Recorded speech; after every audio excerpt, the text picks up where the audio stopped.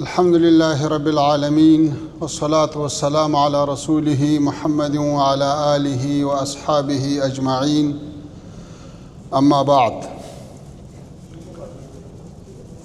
جلالت ماب حسین ابراهیم طه د اسلامی همکاری سازمان درون سرمنشی، محترم رور حقان پیدان د ترکی جمهوریت ورور هیواد د بهرنیو چارو وزیر، د غړو او ناظرو هیوادونو محترمو وزیرانو او عالی استازو، السلام علیکم ورحمت الله وبرکاتو. محترمو حاضرینو، موږ او تاسو په داسې حالت کې سره راټول یو چې نړۍ او په ځانګړې توګه زموږ سیمه له لویو تغیراتو او بدلونونو سره مخ ده چې پر وخت او مسؤلانه توجه غواړي. زما په څیر به د دې ناستې د ټولو ویناوالو د وینا تمرکز د غزې پر غمیزه او نورو نړیوالو مسایلو راټولو، خو تېره اونۍ پر ایران د اسرائیلي رژیم د بریدونو له پیل سره مجبور یو چې له دې نوې مسلې څخه خبره پیل کړو. د غزې غمیزه لا پای ته نه ده رسېدلې چې زموږ په سیمه کې بل کړکېچ پیل شو، د ایران په خلاف د اسرائیلي رژیم برید. د افغانستان اسلامي امارت د اسرائیلو لخوا د ایران په اسلامي جمهوریت وروستي بریدونه او د دغه هیواد د پوځي قومندانانو او پوهانو او عامو خلکو وژنه چې د نړیوالو حقوقو له اساسي اصولو په ځانګړي ډول د هیوادونو له ملي حاکمیت او ځمکنۍ بشپړتیا څخه څرګنده سرغړونه ده په کلکه غندي. زموږ سیمه تحمیلي جګړو په بشپړ ډول ځپلې ده. دا سیمه د بل بحران او جګړې زغم نه لري. درنو ګډونوالو، په داسې حال کې چې نړۍ له یو قطبي حالت څخه د نوي نظم په مسیر د انتقال په مرحله کې ده، ګلوبلایزیشن یا نړیوالتوب خپل عکس العمل وړاندې کوي چې په نتیجه کې سیمه ییز هویتونه ځانګړی اهمیت پیدا کوي.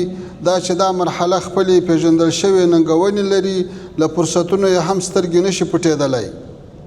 موږ د اسلامي نړۍ په توګه په روان حالت کې د دې فرصت لرو چې په خپلو اسلامي مشترکاتو سره راټول شو. اسلامي نړۍ له نوو راټوکېدونکو ننګونو سره مخ ده چې زموږ د پرمختګ او بیا رغونې مسیر یې له لویو مشکلاتو سره مخ کړی دی. دغه ننګونې له سیاسي او اقتصادي مسایلو نیولې تر هویتي مشکلاتو پورې رسیږي چې له امله یې زموږ ځوان نسل د ناامیدۍ له بدمرغه روان سره مخ دی. دا وخت دی چې اسلامي نړۍ باید د شته ننګونو له امله د وروسته پاتېوالي په اسبابو ژور فکر وکړي، تر څو وکولای شو راتلونکي نسل لپاره د داسې ګډ هویت تعریف وړاندې کړو چې د بهرنیو پدیدو پر ځای پر خپل اسلامي تاریخ او تمدن افتخار وکړي. درنو حاضرینو، زموږ نننی مجلس په داسې حال کې ترسره کیږي چې په عمومي ډول په ټول فلسطین او په خصوصي ډول په غزه کې د اسرائیلي اشغالګر رژیم لخوا وحشانه مظالم او د فلسطیني ولس د نسل وژنې لړۍ په شدت سره دوام لري. دا وضعیت د نړیوال نظم، انساني ارزښتونو او حقوقي میکانیزمونو تاریخي ازموینه ده چې له بده مرغه تر ډیره پکې پاتې راغلی دی. خو د دې ترڅنګ دا روان نامشروع اشغال د ټولې اسلامي نړۍ بلکې ټولې نړۍ د امنیت لپاره جدي خطر دی چې باید هیڅکله بابیزه ونه ګڼل شي. زه د اسلامي همکاریو سازمان پر غړو هیوادونو غږ کوم چې د فلسطین او ایران پر خلاف د اسرائیلي رژیم د مظالمو مخه ونیسي، کنه د دې حالت دوام د سیمې د ټولو هیوادونو امنیت ته مستقیم ګواښ او ویجاړونکي عواقب لرلی شي. اسرائیلي اشغالګر رژیم د ټولو نړیوالو قوانینو او بشري اصولو خلاف د یو مظلوم ملت د نسل ختمونې او د زرګونو کلونو تاریخ د پاکولو بې رحمه جګړه روانه کړې. د دې وضعیت دوام نه یوازې د فلسطیني ولس د محو کولو په بڼه یو ستره انساني غمیزه ده، بلکې په 21مه پیړۍ کې نړیوالې سولې او ثبات لپاره هم یو جدي ګواښ دی. د دغه ګواښ پر وړاندې عاجل عملي ګامونه اخیستل د ټول انساني ضمیر غیر قابل تاخیر مکلفیت دی. ښاغلو او اغلو، د اسلامي نړۍ سیاسي، اقتصادي او تمدني واقعیتونه موږ ته دا فرصت راکوي چې د بین المللي نظم په نوي جوړښت کې نه یوازې د یو ناظر بلکې د یو اغیزمن او تعریف کوونکي لوري په توګه د اسلامي اصولو مطابق ژوند وکړو. دا غونډه باید یوازې د ننګونو د ثبت ځای نه بلکې د عملی اقداماتو ګډو دریځونو او ابتکاري حل لارو د تعریف پیلامه وګرځي. اسلامي هیوادونه که د یوې پخې سیاسي ارادې له مخې اسلامي اخوت، همغږي او همکاري خپل بنسټ وبولي، نو نه یوازې دا چې د خپلو ولسونو عزت به پر ځای کړي، بلکې د نړۍ پر تصمیم نیونکو لورو به هم اغیز ولري.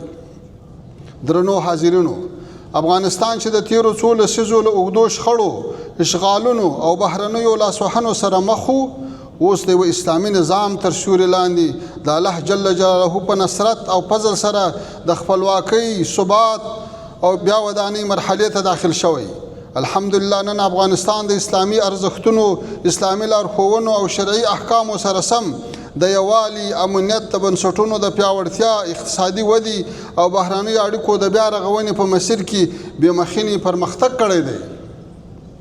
افغانستان نن هغه هیواد نه دی چې د شخړو او شاتګ له زاویې تعریف شي.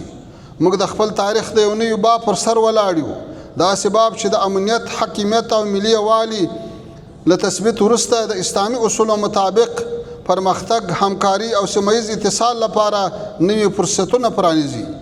موږ غواړو له اسلامي هیوادونو سره دا فرصت د اسلامي عقیدې په اساس د ګډو اقتصادي، فرهنګي او ستراتیژیکو پروژو له لارې د اسلامي اصولو مطابق تعریف کړو.